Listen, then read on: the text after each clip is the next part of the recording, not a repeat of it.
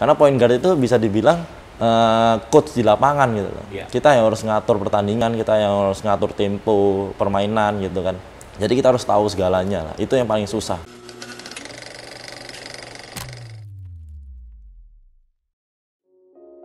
Nah sekarang kita masuk ke segmen pertanyaannya netizen ya. Oke. Yang masuk ke Instagramnya Indosport Basket. Oke, yang pertama dari Arifate. Pola makan sama program fisik yang rutin dilakuin.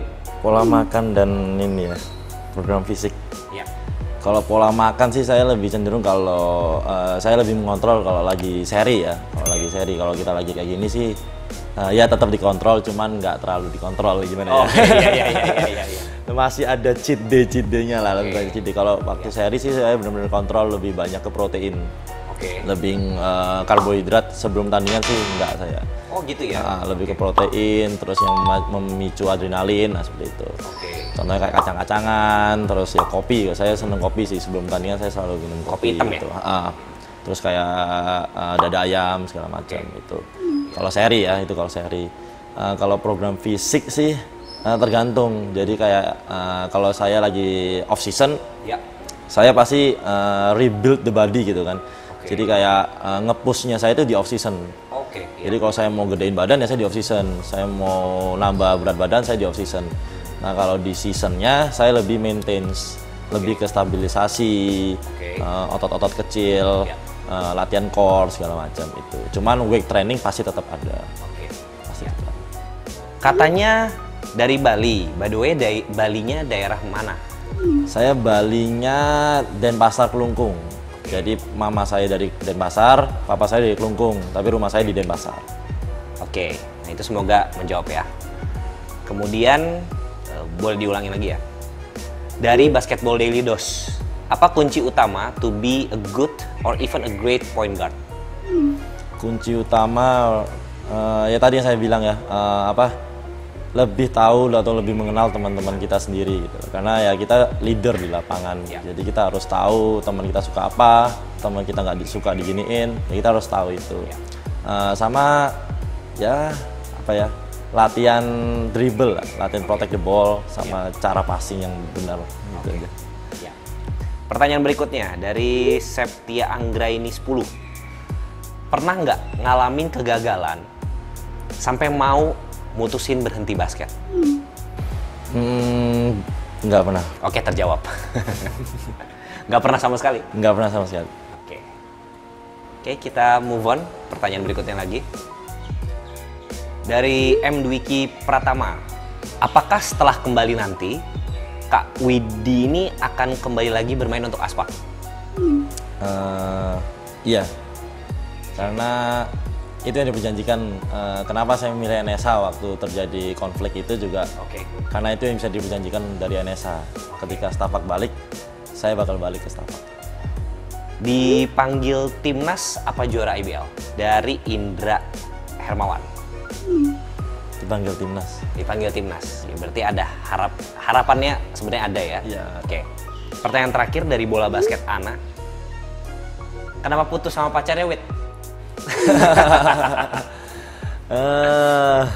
Ya gimana ya, namanya hubungan ya ada cocok nggak cocok lah, dan saya merasa nggak cocok, jadi ya saya memutuskan untuk udahan aja gitu. Ini jawabannya udah disiapin ini, kayaknya udah sering ditanyain soalnya. Nah sekarang kita mulai cerita soal NSH-nya nih, ya. Kesannya bergabung dengan NSH dan setelah konflik kemarin, gimana ceritanya? Ya kesannya ya pasti seneng lah bisa dapet tim lagi gitu kan. Setelah konflik itu sempet saya bingung juga mending nurusin basket atau enggak. Ya kan, jadi ya seneng aja sih bisa bergabung dengan tim NSA. Terus teman-temannya juga termasuk tim muda lah ya kan, seumuran juga, jadi ya seneng aja. Meskipun akhirnya bergabung sama yang pernah kalah di PON ini ya sama Lutfi. Kesannya gimana tuh? Waduh ini gua kalah nih. Jadi setim sekarang.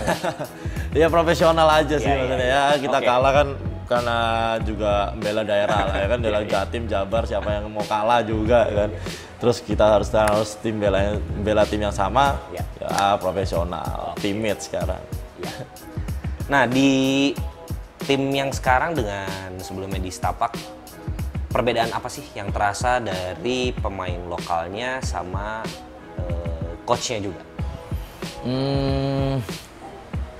Banyak sih yang berbeda ya, maksudnya seperti kayak seperti tadi saya bilang, tim ini kan masih tim-tim muda gitu, pemain-pemainnya pun muda gitu, pengalamannya jam terbang segala macam juga bisa dibilang ya pemain muda gitu kan, dibandingkan dengan tim saya sebelumnya semuanya bisa dibilang ya senior-senior gitu, yang udah penampilan nasional bahkan itu kan.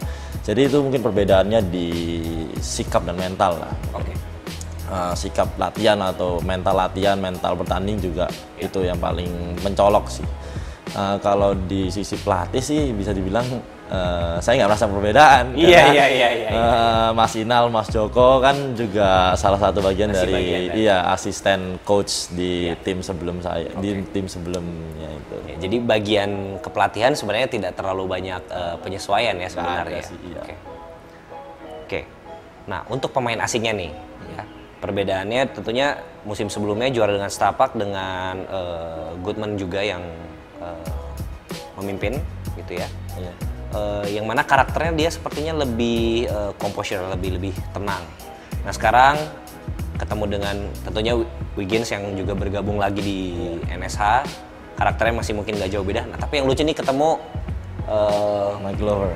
Mike Glover ya, seorang Optimus Prime gitu. Nah, apa perbedaannya?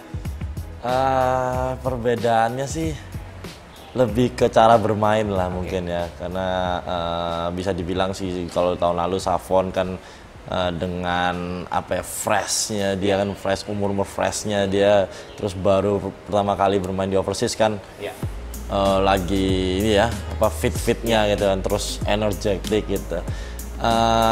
Bukan berarti Mike Glover nggak energetik, cuman dia dengan pengalamannya yang lebih tinggi, overseas, sering bermain di negara-negara lain, dengan umur yang sudah bisa dibilang ini ya apa, veteran lah ya. Nah, mungkin dia lebih vokal aja sih ke pemain-pemain kita, pemain-pemain lokal itu. Nah, Indonesia ini kan agak-agak kagetan kalau ketemu sama orang yang vokal nih. Nah, Glover tentunya membawa culture baru tentunya ke tim. Nah, itu menanggapinya apa? Positifnya apa yang bisa diambil dari seorang Glover itu? Ya, saya sebagai lokal ya, saya percayalah apa yang dikatakan dia ya yang terbaik gitu. Maksudnya bukan berarti apa yang dia ngomong selalu benar, bukan. Mungkin dengan pengalaman yang dia sudah dapat lama, jauh-jauh hari sebelum kita main basket mungkin bisa dibilang kan, dia udah ke negara mana, ke Chili bahkan kan. Ya itu yang bisa kita dapat aja sih, kayak dia ngomong pengalamannya, terus dia juga share, dia juga kasih tahu basket itu seperti apa, ya itu yang kita ini sih sebagai lokal. Ya memang sebenarnya tujuannya liga kita itu ada pemain impor dengan harapan pemain impornya bisa memberikan knowledge dan pengalaman juga ke lokalnya. Dalam hal ini selalu terjadi berarti ya. Oke. Widi. Nah, ketika video ini di syuting ini adalah H+1 setelah timnas bermain.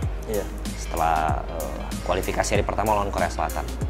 Ya, tadi Widi udah bilang tentunya berharap dong bisa membela timnas. Ya, kemarin sudah nonton gamenya, baru pertama memang untuk yang resmi di kualifikasi FIBA-nya. Tapi kalau Widi bisa masuk ke tim, ya kira-kira analisa Widi apa sih yang bisa dibawa ke timnas dengan hadirnya Widi sehingga timnas bisa lebih berkembang lagi? Gimana ya? Saya juga susah sih jawabnya karena saya belum di tim ya, maksudnya. Sempet sih saya di tim, cuman kan saya yang kecoret gitu. Mungkin lebih apa ya, lebih terorganisir lah, maksudnya pemain juga butuh istirahat lah. Banyak yang kita dengar dari simpang siur lah, suara pemain kan kayak kurangnya waktu istirahat. Yang waktu itu sempet rame juga ya di Instagram, kurang waktu istirahat pemain yang diberikan oleh pelatih. Ya mungkin itu salah satunya sih. Tingkat stres pemain itu kan juga harus diperhitungkan lah, apalagi ini buat jangka panjang dan ini sekelas timnas gitu loh. Nah itu sih mungkin yang itu bisa ya. kalau di segi permainan kita bisa lihat kemarin ya, kita hampir compete kok, kita di kuarter 1 bisa compete gitu kan. Ya itu aja sih mungkin. Oke. Terakhir, Widi, harapannya di kemarin sudah ngerasain juara IBL, ya harapannya di NSH dan target baru apa ke depannya di tahun 2020 ini? Karena saya berada di tim baru juga, ya saya mau mengulang momen-momen indah di tahun-tahun lalu lah, di musim kemarin. Ya, saya juga ingin jadi juara lagi. Ya saya bakal mencoba untuk menjadi yang terbaik lah. Coba untuk menjadi diri yang lebih baik lagi di musim kemarin, itu aja. Oke. Thank you Widi, waktunya. Nanti kita ketemu lagi di seri berikutnya berarti ya. All the best for you, semoga karirnya baik di IBL dan next tim baru apapun itu bisa jadi yang terbaik. Siap, thank you. Thank you Widi. Thank you.